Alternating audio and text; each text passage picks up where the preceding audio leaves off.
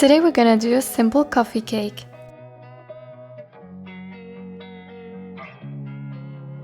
All you need is 550 grams of flour, 125 grams of white and 125 grams of brown sugar, 7 eggs, 1 pack of baking powder, 1 pack of vanilla sugar, a little bit of salt, 300 grams of melted butter, and 1 cup of coffee.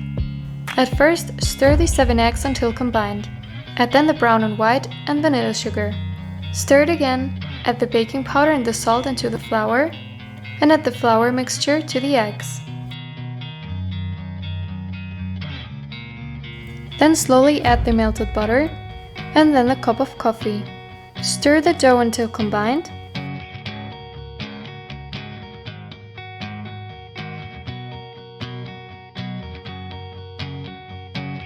Put it into a cake tin and let it bake in the oven for about 40 minutes at 180 degrees.